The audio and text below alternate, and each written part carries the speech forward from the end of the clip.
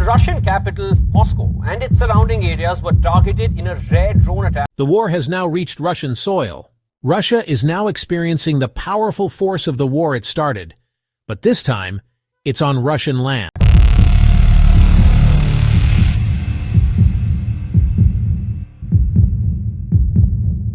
At first, Ukraine made a bold move that changed the direction of the war. It carried out large, simultaneous air attacks deep inside Russia. The war in Ukraine tonight, Russia is now reporting a major drone attack on Moscow. Drones targeted oil refineries, military bases, ammunition storage sites, and energy facilities. One by one, important places that the Kremlin thought were very secure caught fire as explosions lit up the night sky over Moscow.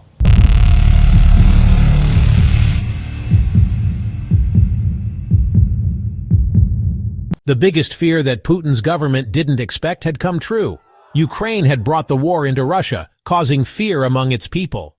These attacks hurt Russia both physically and mentally. In many cities, including Moscow, daily life was disrupted by the harsh realities of war. Sirens wailed every day. People woke up at night to the sound of drones. As panic, anger, and frustration grew, the Kremlin struggled to keep control over the population. Fires at the refineries hit by Ukraine burned for days, and the damage to energy facilities cost billions of dollars.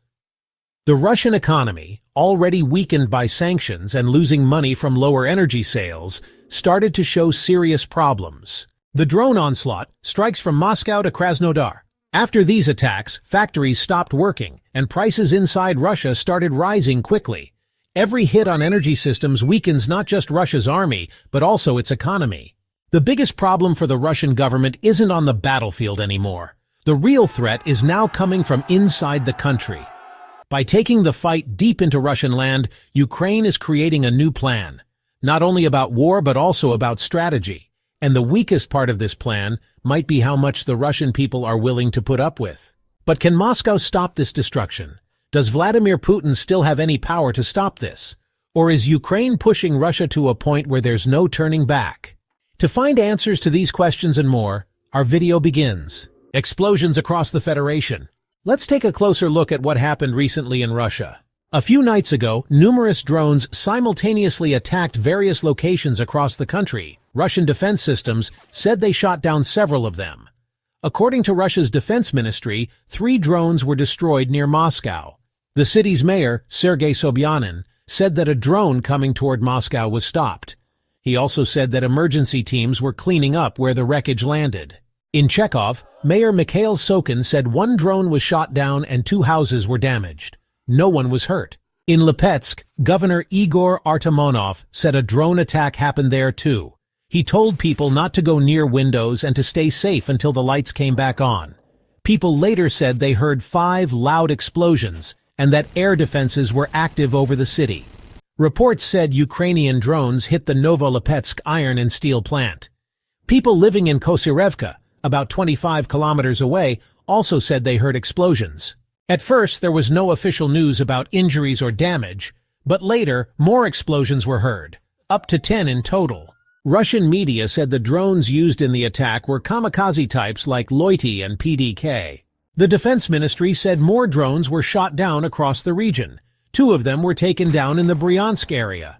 But local news said part of a drone hit a house in the village of Belia Beriza and hurt 1 person. Later, it was confirmed 2 people were injured by flying debris. Governor Alexander Bogomaz said they were taken to the hospital. Windows and balconies were broken, and several cars were also damaged. Flights at Moscow's major airports, Vnukovo, Domodedovo, and Zhukovsky, were stopped. And that wasn't the end of the attacks. Economic shock, refineries ablaze, billions lost. Ukrainian drones also hit one of the biggest explosives factories in Russia, called Promintex. The attack caused many explosions and fires, forcing the factory to shut down. Satellite photos posted online later showed damage to at least 3 buildings. A fire also broke out in the protective area around the site. Promintex is in Chapayevsk, a city in the Samara region. The factory has 12 buildings on about 150 hectares of land. Most of the work there is done by machines, especially the dangerous tasks, which are done without people. Around 1,200 people work at the plant. The factory makes many types of explosives and also produces TNT, which is used to make ammunition. In July, there was already a deadly blast at the factory that killed 6 workers. Another drone attack also happened there back in March. Russia's air defense systems haven't improved much since then, so they still can't stop Ukraine's drones. In a different attack, drones also hit the only factory in Russia that makes fiber optic cables. These cables are important because they're used in FPV drones. The attack happened around 2 a.m., and locals said they heard nearly 20 explosions.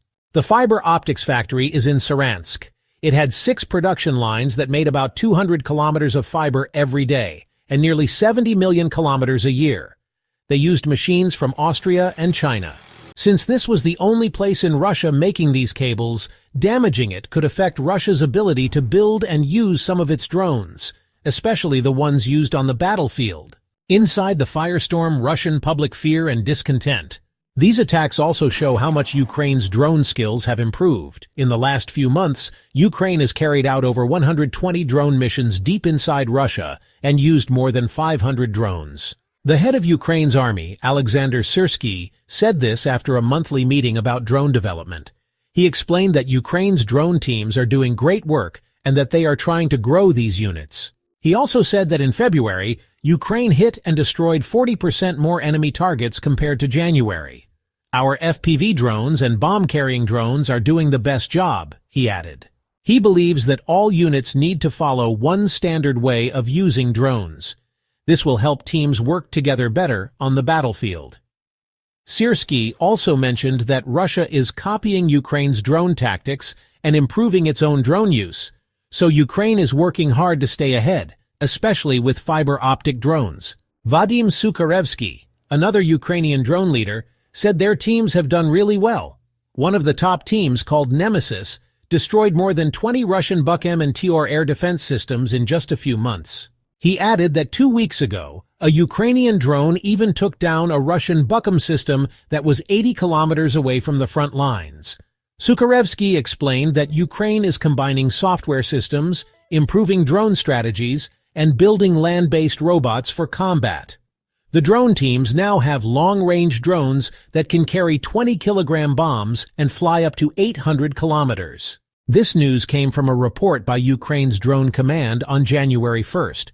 They said it's a big step forward that changes how the war is being fought. The statement said, Russian media keep saying they've shot down our drones, but the explosions at Russian military sites, oil refineries, and ammo depots show otherwise. Our drone teams have been hitting targets far behind enemy lines for over a year, sometimes hundreds or even thousands of kilometers away. The military also asked the media to only use confirmed sources. They explained that many drone missions are kept secret because they target very important Russian sites. So what is Russia doing? Since peace talks began in mid-February with the U.S. leading the effort, Russia has launched over 70% more drone attacks on Ukraine. Ukraine's Air Force said Russia carried out 450 drone strikes in the 30 days after the talks started.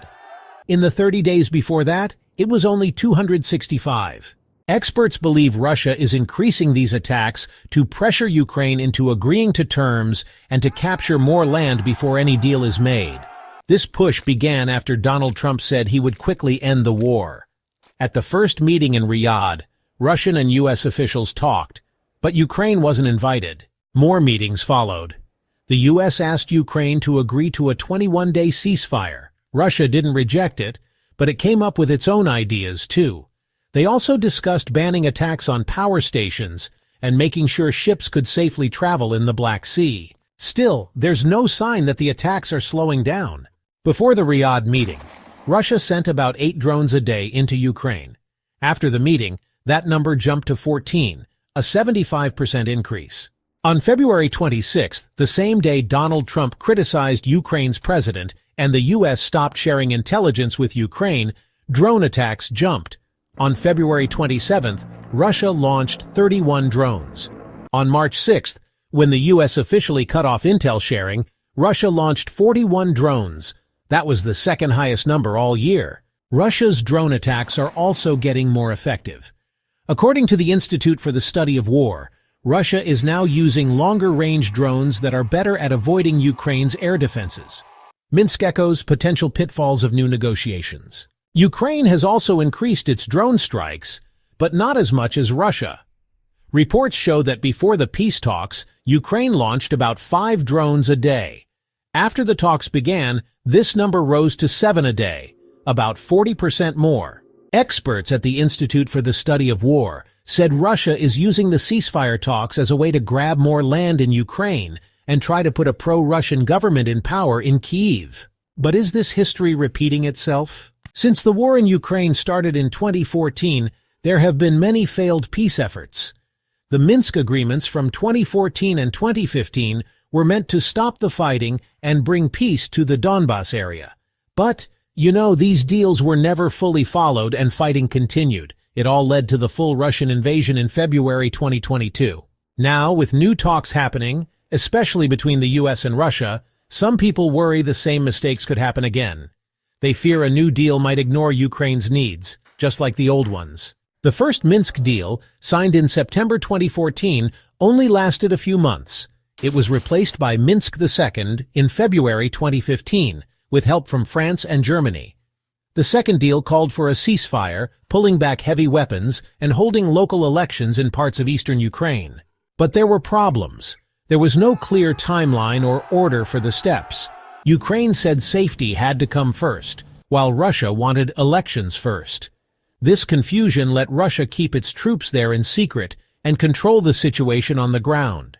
In 2022, Angela Merkel admitted that Minsk II was never meant to fully solve the conflict. She said it was just a way to buy time for Ukraine to get stronger. Cognitive warfare, disinformation, and destabilization.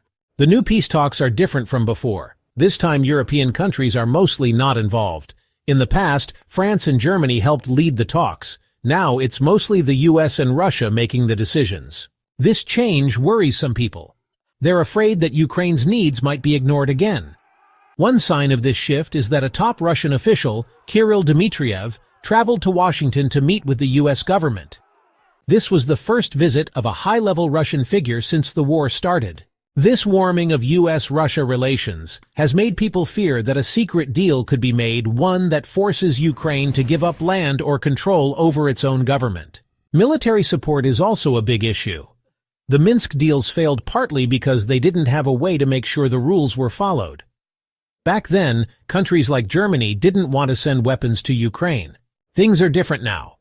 European countries are sending weapons, but that might change if the United States pulls back support to make a deal with Russia. The group that watched over the old peace deal, the OSCE, could only report problems but not fix them. That's why some experts now think there should be an armed peacekeeping force with clear rules. But Russia doesn't want any foreign soldiers in Ukraine, so that idea is hard to make happen. Meanwhile, Russia isn't just fighting on the battlefield. It's also fighting an information war. For years, it has spread fake news and propaganda to confuse people and break the unity between Ukraine and its allies. This strategy is called cognitive warfare. It's about changing how people think and feel.